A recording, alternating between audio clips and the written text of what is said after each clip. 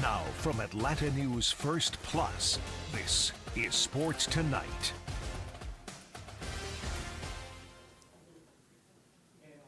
Welcome to Sports Tonight, everybody. This is NBA Draft Night. I'm sports producer. I'm sports producer Scott Pennyman here with Emily Gagnon. What's Emily, up, guys? I already heard your excitement for NBA Draft Night. Whoop whoop? Well, I took that as excitement. I do have a question. All right. Let's get right to it. And this is weird for me not to know this. Okay. Because for some reason I'm automatically thinking Thursday, but that's the NFL draft. Are Mm-hmm. NBA drafts usually on Wednesdays? You know, I was thinking about that, actually. Okay, so I'm not the only one. I was like, am I an idiot for not knowing this? I was thinking about that. It seemed like it should have been on a Thursday, but, you know, the NBA draft, it's just so funny with the NBA draft because they jump right into it, right? I mean, the finals just ended last week, and wow, we're right there into the NBA draft. So I don't know what night it's normally held on. I just know it's normally like a week after the after the postseason ends. So wait, did it end literally on a Wednesday last week? I don't think it was literally on a Wednesday. I can't remember what I'm day just of the week. wondering. I just know it was last week. I think this is an interesting fact because the NFL draft every year, the first round, is going to be on Thursday. Yeah, and then Friday for the second third, round. Yeah. you already know is going to be on Friday, and then 4 through 7 is going to be on Saturday. Like, I know that like the back of my hand. So Yeah. I find it weird that we don't really know. The NBA draft. Yeah, I never really And thought that about tells the day. me it could be on any night. It's just a date for them. Yeah, I think it's a just date. Yeah, This is going to be the day. right. They want to have a And date. it falls on a random Wednesday. Right. I mean, so But a good thing it is on a Wednesday because of tomorrow's debate. Oh, well, yeah. Looking forward to that thing. I'm just saying, That's gonna like, be I crazy. feel like more That's that gonna will be get crazy. that will get more views. The For sure. debate will get more views than an NBA draft. Well, they had to know that coming into it, right? Where, I mean, quite frankly, a they- friend asked me yesterday, like, who's even in this year's draft? Okay. And he's a huge sports fan, so that tells me nobody really. Okay, well, this is not seen, obviously, because there's no player at the top of this draft like last year when you had Correct. Wemby, who was Well, most years, you know who's going to get drafted 1 overall. Right. Honestly. In most years, there's a consensus number 1. Yes. Last year, obviously, you had, Wemby, who was the consensus. Didn't matter who had to pick. They were going to take him number 1 overall. Well, this year, it's a little more even. There's not that player. Reminds me a lot of the 2013 NBA draft, where there wasn't a star player at the top of it. But when you went down the line and you saw how things turned out, Giannis was in that draft. Rudy Gobert was in that draft. So there were some stars there. You just had to do a little bit of digging. And I think this draft is real similar to the 2013 draft where you're going to have to really do your homework as a front office Did to you find do it? out who the guys are. I didn't do my homework because I don't work for the Hawks front office, right? So I didn't do my homework, no. But I think people in that Hawks front office are going to have to do their homework and really find the players here because obviously you have Alex Sarr at the very top. He's kind of been the guy who all along we've thought was going to be the number 1 overall pick. The young man from France, spent a couple years at Overtime Elite across the street.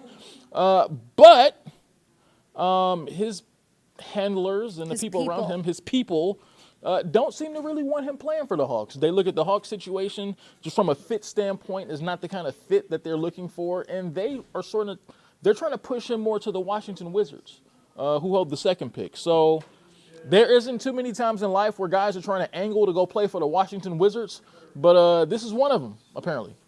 Why not, like, draft him and then hold him for the 2 pick and get something out of it? That's an option too, right? I mean, they could draft him number 1. Look, that's what I would do. If I truly feel like Alex Sarr is the best player in this draft, I don't care what he thinks. I don't care what his people say. I'm drafting him, and then if I decide to move him later, or if you decide to trade something to me to move him, then that's cool. But I think if you're the Hawks, you take the best player available, and that, in my opinion, that's probably Alex Sarr. Yeah, I mean, listen, if you're going to take him and keep him, he already knows Atlanta. So, like, that's one He does. plus, okay? But that could also be, like, what the problem is. Yeah. The fact that Maybe he knows Atlanta too much. he knows Atlanta and he knows the Hawks, and maybe they just don't believe in the Hawks organization. You know what I'm saying? But But he believes in the Wizards organization? I don't know. But which leads you to believe it's a fit thing. Yeah, and I his think that's the big part of position. it. Yeah, I think the positional fit. If you listen to the people around the situation, Alex Sarr is about 7 foot. He's a big guy. He's like 7'2", right? Yeah. So Alex Sarr he's from Perth, Australia. He's a 7-footer. So the people around him feel that his natural fit is more of a 4. they look at the Hawks team and they see Jalen Johnson, who's a young player who plays the 4, who really had a breakout season last year. So they wonder, with Sarr coming here, where's the fit? They think that the Hawks are going to make him play the 5, which is something that he does not want. He doesn't feel like he can be his best self playing the 5. So he feels like in Washington, he can go there. It'll be more of a natural fit because we all know, we talk about, who wants to get drafted first and second and third. I think as these younger players coming into the league now, I think, have a more intelligence and they have smarter people around them, right? So I think they're more focused in on not how high I get drafted, but what's the fit? What's the good fit so where I can produce and I can get to that second contract, right? I'd still want to be the 1 overall guy. Really? I'd still want to be able, because it only happens once a year.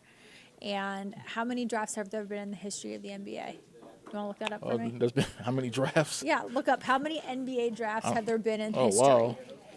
So I'm willing to guess he's in a very elite group. Like anybody who gets drafted 1 overall, you're in an elite group of men. The computer's locking up. I can't even search it now. So how many do you think? How I don't even know how. Probably old 70, the NBA 80 years is. of drafts. I don't know. It's been so many. Yeah. But So you're like one of 70, 80, 90 guys who went 1 overall. Yeah, I mean, I get that point. But if I were the Hawks, also you don't want to take somebody who doesn't want to be there, so that's something else to think about. But you take them and then you use them as a, you're like, hey, who wants them? Come get them, and let's do a trade. And two, Let's play. I think why they're willing to play that game, like if this was like a Wemby type prospect last year, then I think they would take him and say, hey, you're just going to be happy. So yes, exactly. But too bad for you. Right, but I think this year I think they like Sarr, but they don't see him as head and shoulders above everyone else in the draft. I think this is a situation now where they can kind of play, or maybe even look to who else is available and go, all right, well, we think Sarr is pretty good, but he ain't that. I'd You know what I'm be saying? insulted though if I was the front office, like the organization, and this guy declined to come to my joint. You know what I'm saying? It says that's a slap in the face. It's a slap in the face, but what it lets you know is you have ways to go as an organization to be the kind of organization where guys want to come and play there. I mean, let's look at the Hawks organization. Quite frankly, they haven't been a model organization throughout the NBA in the last 10 or 15 years. So they're not a destination, which is really bad because Atlanta is a really nice city, right? Atlanta itself as a city is a destination city. People move to Atlanta. Look, go drive home every day from work. You can tell people like to move to Atlanta. There's a lot of people. There's a lot of traffic every single day. So it's not an Atlanta thing. So if someone doesn't want to come play for the Hawks, that lets me know it's a Hawks thing. It's not an Atlanta thing. So it lets you know that they have a ways to go as an organization to become desirable enough for someone to want to play for them, and for top picks like Sarr to go, okay, I trust the organization enough that they're going to guide my career the right way so I can. And the most important part, it's not just about winning. I mean, we think that everything is about winning. It's all about winning championships. But we know guys coming to the league, you want to get to that second contract, that third contract, and maximize your value. Well, yeah, listen, I think. I'm sweating. It's hot. I know. It's hot. You're very, well, it's hot outside. It's hot in here. Woo! This is a hot topic. It's really hot. We got some hot things going on around here. For sure. But my take is I would find it very hard to draft a guy, again, to my point. Who didn't want to be there? Yes, but I would have no issue drafting him and then selling him off. Okay. Well, I tell you what, we have an opportunity here because, of course, we're staffed up in there. We have people up there. We have at the our NBA people. Draft. We have our sports director, Bailey Burmaster, and Lee Smith is up there. At the draft, they had an opportunity to talk to Alex Sarr and ask him, hey, man, why you don't want us, man? Let's get some answers. Why you don't want us? Let's do it. Let's hear from him. Well, it's exciting, the draft's around the corner, and I'm just really, really pumped right now. Going along with that, there's been a lot of reports the last couple of days about you declining to work out with the Hawks. What went into that decision? Yeah, I have a great team around me, Bill Duffy and WME. They've already been through all of this, and I trust them, and, I'm not going to get into the specifics of where I worked out or where I didn't, but, I've been doing my best in my workouts, and that's all I can control. Do you want to be the number 1 pick? Of course, as a competitor, but for me, it's more important to be drafted, I think at the end of the day, that's what's most important, and you just got to be grateful for that. When you look at Atlanta and Washington, how do you feel like you could fit in those places? I mean, I think I can impact winning on any team I land at. You know, I'm pretty confident in that. You know, I think my defensive versatility and offensively, me being able to play different spots make me, I think, an impactful player on winning. Alex, what's your relationship, if any, with Bilal Coulibaly? I mean, we never played in the same team, or I don't really know him because I left France pretty early. But I've been following his career, and you know, I saw what he did last year, and you know, it's really exciting to have that many French players in the league. If either you or Zachary gets picked first, it will be the first time that a European country had back-to-back years with the number one pick. What would that mean to you guys? It'll mean a lot. You know, I played with Zachary 3 years in a row. I'm really close with him, so I'm really happy for him, and you know, I think it's really special for France in general. What kind of player is he versus you? What, if a team was deciding, what are they looking at between the two of you? I mean, I think we're two different players. You know, we can't really compare. We play on two different spots, and we both bring different skills to the game. Alex, how much do you remember from your time at OT, and how much do you credit to your development, just being in Atlanta and being part of that process? Yeah, I think OT helped me a lot into my first professional year. You know, I think I was ready from day one when I touched down to the NBL, and that's credit to the work I put in over there, the weight room, and you know, all the great facilities they got over there. What kind of role do you want to have as a rookie, and what kind of organization are you looking to join? I mean, I'm willing to join an organization that's willing to take a chance on me, and you know, I just want to impact winning, you know, and be a really impactful player on wherever I land at. Alex, what's just the kind of common piece of feedback that you've received from the workouts that you have had? I mean, I haven't had many feedback, you know. I think that's more towards my agent, but yeah, I'm just focusing on what I can control. You're looking forward to being somewhere for 3 or 4 years. You've bounced around, played in, you know, wherever you end up, it's going to be for 3 or 4 years. At least you're looking forward to that. Right. I mean, it's been a long journey of me changing a lot of countries, and now I know that I'm going to be probably at the same place for a couple of years, so it's really exciting. Alex, if it's Washington, what do you bring to that team right away? I think I bring a lot of versatility, whether it's offensively or defensively, and you know, I think I impact winning. Well, I guess is it funny that Zachary's a guy that maybe competes for this number one spot? Have you guys talked about it at all? Yeah, I mean, it's really funny. We haven't talked about it much, but I've been knowing him since I was 13, and we've been playing together. And you know, if you told us last summer that we will be in that position, we probably wouldn't believe it. When did you first cross paths, and where? Like, how did you meet him? Yeah, it was just in youth tournaments in France, you know, like playing against different regions, and that's when I first met him. Is any of this nerve-wracking for you? You know what I mean? Are you ready to sort of get this over with and get the whole process started? I'm with the anticipation. I mean, I'm not really ready to get it over with. You know, I'm more enjoying every part of it because you only get drafted once, and it's all a blessing, really. You know, like I put myself in this position, and you know, I'm really soaking it all in and enjoying the moment. What time have you felt most supported during that, you know, journey in the competitive nature of all of this? So what, sorry? When have you been supported the most? Like, what has helped you get through the competitive part of this process? I think just my family around me. I think I have a pretty good support system. You know, my brother, he's been where I want to go, and he gives me a lot of advice. Have you talked to Brendan?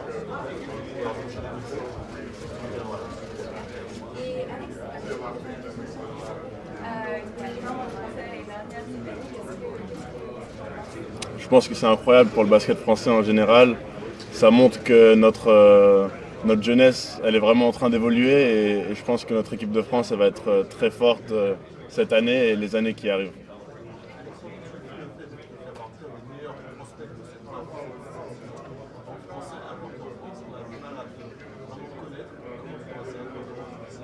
Je pense que c'est un honneur. Après, moi, j'ai évolué dans le championnat australien, donc ça ne m'étonne pas non plus, mais je pense que c'est un honneur, et voilà, moi je suis plutôt fier de mon parcours, et voilà, j'ai hâte de porter un maillot d'une équipe NBA. Alex, what do you think about today's NBA, and how do you hope to impact the game in the next 3 or 5 years? Yeah, I think in today's NBA, you know, players have to play a lot of different spots and got to be able to do everything on the floor, whether it's switching on defense and being able to adapt to different type of schemes defensively, and offensively being able to play different type of games and being able to, you know, take advantage of every mismatch. So I think the game is trending another direction right now, and it's exciting times for the NBA. Do you have any mentors or French players who played in the league, had success in the league? Have they talked to you, and have you talked to Wembanyama at all about that? Yeah, I mean, I talk to my brother a lot. He's in the league, and he gives me a lot of advice, like I said, about everything. Alex, what do you make of Danny Appy, the Wizards, with you, and how do you think your game is kind of going to gel with him if you end up second pick? Yeah, I mean, I think he's a really good player, but once again, I can't control where I end up. I just think wherever I end up to, I'll impact winning. Seems like everybody thinks you're going to Washington, though. Is it hard not to start to think about that? I mean, not really. You just have to turn your phone off and focus on the present. Alex, would you rather win the NBA ring or Olympic gold medal for your country? I think it depends. This year, probably the gold medal because it's in France. Yeah. Who were some of the NBA guys you grew up watching and you enjoyed or pat yourself out? Yeah, I mean, I really enjoyed watching Kevin Durant, Giannis, Hakeem Olajuwon. That's the guys I used to look up to. Could you select like 5 current favorites or best European players to beat Team USA? I mean, I'll say my 5. If I had to do a top 5 European players, it would be Luka, Giannis, Jokic, Bogdanovic, and Rudy. All right, Emily, so one of the more intriguing parts tonight, I mean, normally after the first round of the NBA draft, most people tune out, right? It's like, all right, well, we don't even know most of these guys, so, I think the audience probably goes down greatly once the first round of the NBA draft ends. But tonight, there's a special bit of intrigue as we get into the second round. Well, I guess we kind of presume that'll be the case because a really popular name, his father's kind of famous. I don't know if you ever heard him before, but Bronny James is expected to be selected in the second round of the NBA draft. And more specifically, it's, I don't think it's any secret that the team that is most expected to draft him, or at least this is where the money is at, is his dad's team, the LA Lakers. Shocking. It sort of seems like everything has sort of been going in that direction, right? I mean, Let them play together. I think that's what we're headed for. Get it done. I think that's probably the only reason LeBron James is actually still sticking around right now. I think he'll want to play with his son this season, and then we might see LeBron James walk Call away it after the quits? season. Yeah. Yeah. Because that's respectable, right? Yeah, because at that point, really, what else are you sticking around for? And so this has been the topic of Bronny James and everything. Of course, there's been so many different angles that people have looked at it from. I mean, you have your people who are angry that Pop's popularity is so strong that he's going to get Bronny James drafted over probably players that are probably, from a basketball standpoint, more deserving. But that's life, right? I mean, does it not happen in corporate America all the time? Happens all the time.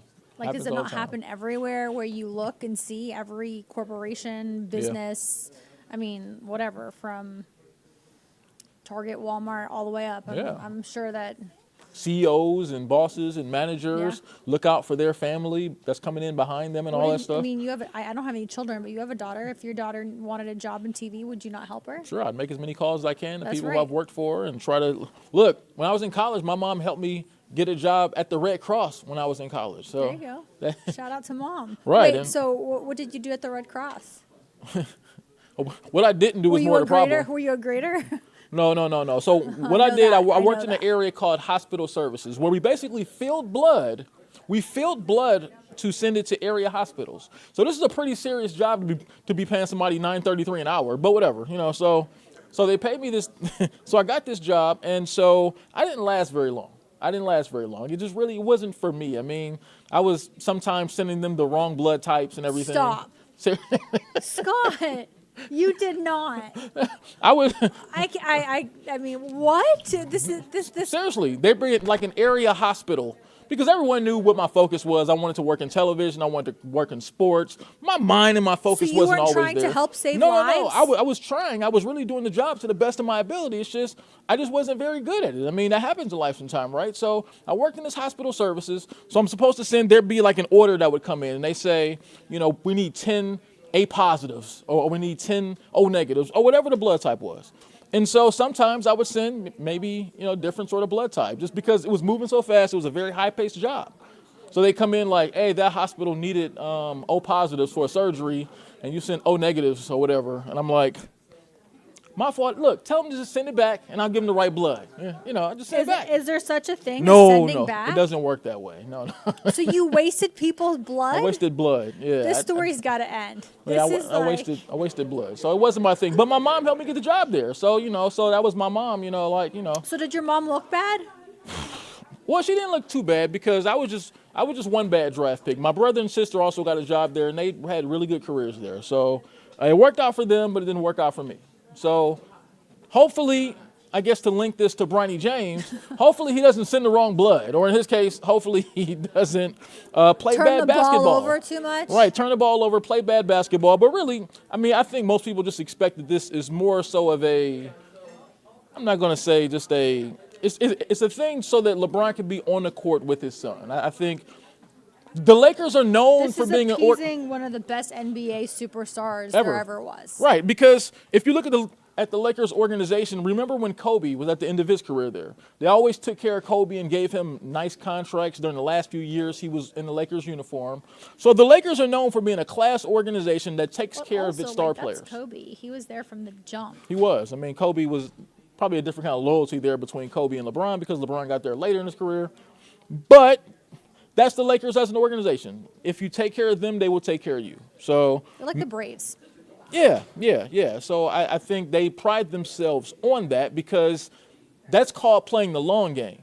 If you do LeBron and Bronny a solid right now, other stars down the road, there's other stars that are going to come up in free agency. There's going to be guys like Giannis down the road. There's going to be big-time players that are their free agency is going to come up down the road, or they may request to be traded, and they're going to look at organizations that do right by you. So I think the Lakers are willing to go ahead and take this one on the chin. Can we argue that Giannis's organization already did right by him? Because doesn't he have like 2 or 3 brothers on the team?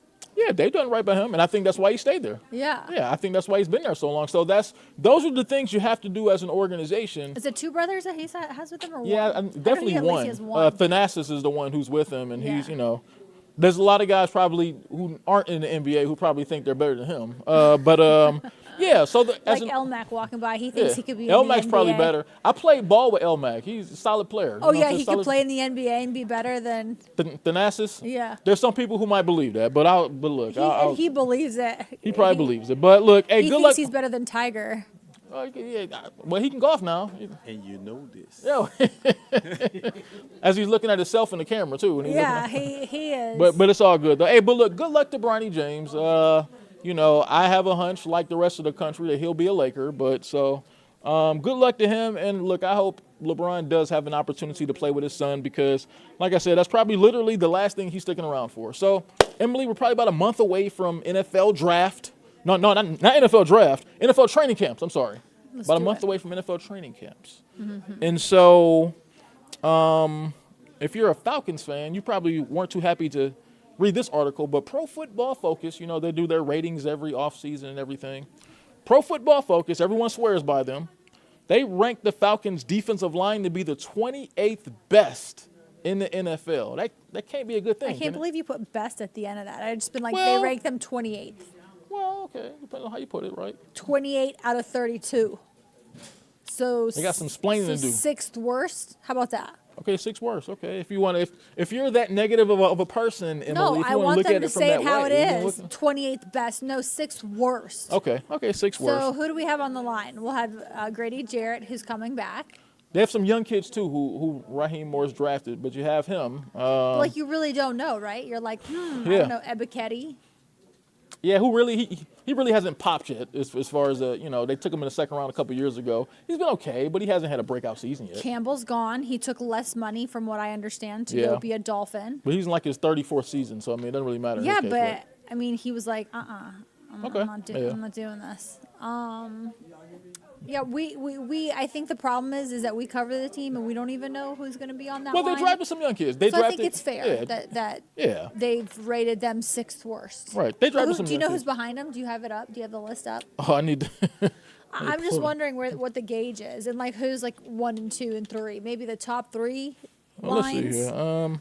And then, like after the Falcons, like what we're working defensive with. And line if you grows. can't find it, that's okay. No, I got it right here. I pull it up right here. Defensive You know, line. I always do these random things where I kind of put you on the spot to look up information. No, it's real good here. So the teams that are behind them right now are the ain't that many. It's the Carolina Panthers. They suck. You know, Minnesota Vikings. They aren't very good either, and they lost their best defensive end this past year. They lost Danielle Hunter.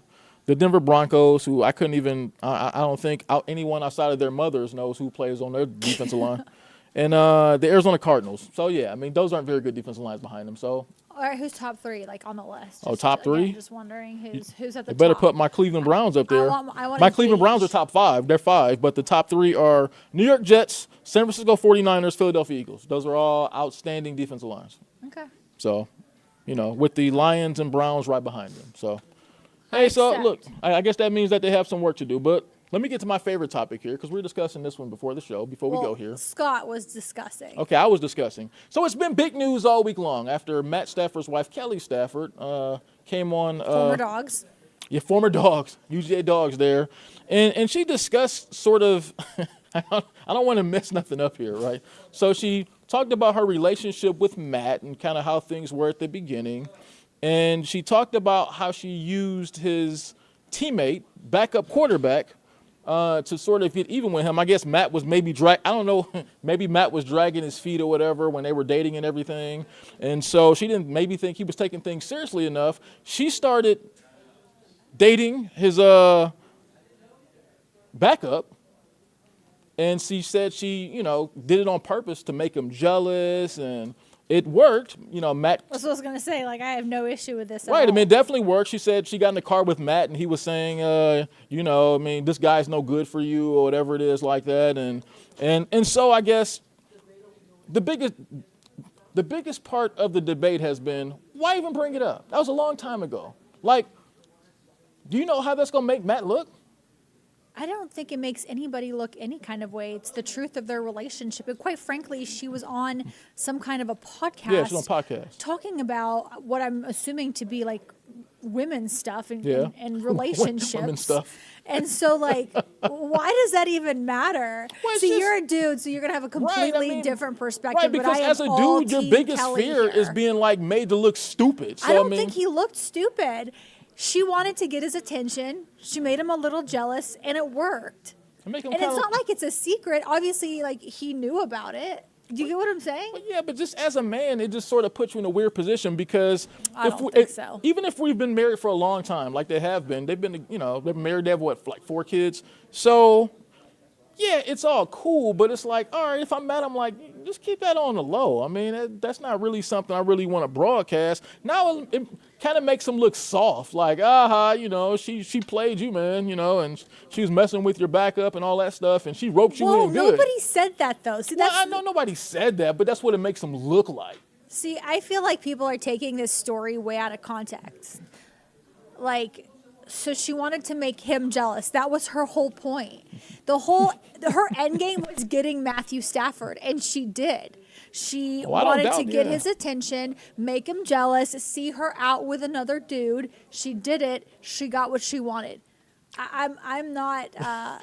What's our producer Ellie doing? Yeah, Ellie says Team Kelly too. Like, she gets it. Well, look, I get it. Women get it more than men. I feel like. Of course, for certain, we're definitely gonna have. And I feel like if you were kind of like messing around. Oh yeah, let's talk about Matthew, who was messing around. Like you're talking about Kelly messing around. Matthew was talking to everybody and anybody, so she did what she had to do to be the one. Well, he's Matthew, get it, Kelly. What is Matthew Stafford? What do you expect? He's a star quarterback. Yeah, what do you expect? So what? Because he's a star quarterback, he gets a pass and she doesn't? Yes. No. That's part of the reason why you want to become a star quarterback, so you can have your pick of women. Okay, all right. Well, that's it now. That's it for sports tonight. We got more to talk about as the day is going along, all right? We'll see you. Get it, Kelly. Let's get out of here. Bye. Bye.